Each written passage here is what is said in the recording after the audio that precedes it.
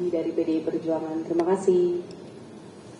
Baik, jadi teman-teman semuanya, Rakernas ini ya diadakan dalam suatu momentum di mana semangat reformasi bergelora menghadapi berbagai bentuk sisi-sisi gelap kekuasaan, dan itu terekam kuat di dalam memori publik, terekam kuat dari apa yang disuarakan oleh para tokoh-tokoh civil society, para guru besar, para ahli hukum, dan para seniman, bahkan budayawan, yang juga menyimpulkan bahwa pemilu 2024 merupakan pemilu yang paling brutal dalam sejarah demokrasi Indonesia, yang diwarnai dengan berbagai bentuk kecurangan yang diawali dengan suatu konstruksi rekayasa hukum di MK.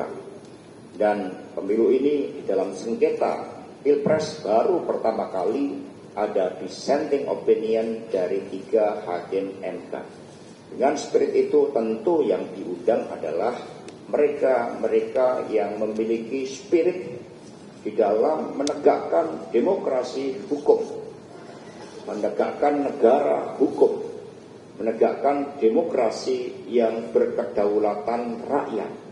Sehingga PD Perjuangan ini pijakannya pada sejarah sangat kuat, karena Ibu Mega dan PDI Perjuangan adalah partai yang tidak hanya menjadi victim atas pemerintahan yang sangat otoriter saat itu, tetapi juga memiliki legacy di dalam memperjuangkan demokrasi yang berkedaulatan rakyat.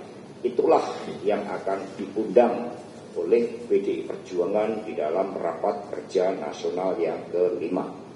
Kemudian yang kedua, sikap politik terhadap pemerintahan yang akan datang. Di dalam pembahasan rapat-rapat pendahuluan, termasuk melibatkan DPC dan DPD partai dalam rangka Rakernas ke-5, DPP memberikan kesempatan bagi DPC dan DPD untuk menangkap suara arus bawah, suara anak ranting PAC dan DPC partai. Merekalah yang nanti di dalam rapat kerja nasional ini memiliki kedaulatan penuh untuk menyampaikan aspirasinya. Sehingga sikap-sikap politik tentu saja juga akan melihat bagaimana problematika yang dihadapi oleh rakyat, bangsa, dan negara. Rakernas belum dijalankan, sehingga sikap politiknya tentu saja sebagai proses demokrasi harus menunggu pada saat Rakernas itu berjalan. Kemudian yang ketiga terkait dengan pilkada serentak.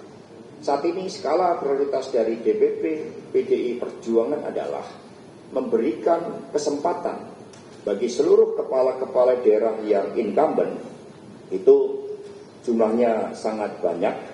Sebagai contoh dari Sumatera Utara, Toba, Batubara, Dairi, Nias, Serdang, Bedagai, dari Riau, Bengkalis, Rokan Hulu, Pelalawan, Kepulauan Riau, Natuna, Provinsi Jambi, Kota Sungai Penuh, Provinsi Bengkulu dari Bengkulu Utara, Sumatera Selatan, Bali, Musi Rawas Utara, Empat Lawang, Kota Prabu Mulih, dan seterusnya.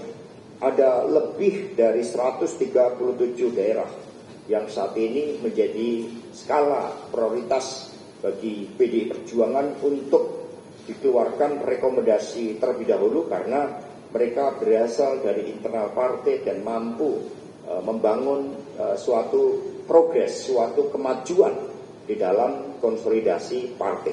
Tahap selanjutnya setelah Rakernas, daerah-daerah yang memiliki political heavy seperti Jakarta, Jawa Tengah, Sumatera Utara, Sulawesi Utara karena posisi geografisnya, kemudian beberapa wilayah seperti Jawa Timur, dan beberapa daerah-daerah strategis lainnya akan dibahas. Rapat kerja nasional yang ke-5 tentu saja juga menampung seluruh masukan-masukan terkait dengan calon-calon yang nantinya oleh peserta Rakernas ke-5 akan dibawa dan dibahas di dalam komisi yang membahas tentang pilkada serentak tersebut. Strategi kerjasama dengan partai politik lain juga akan dibahas sebagai upaya untuk mengedepankan spirit gotong royong partai. Terima kasih. Silakan.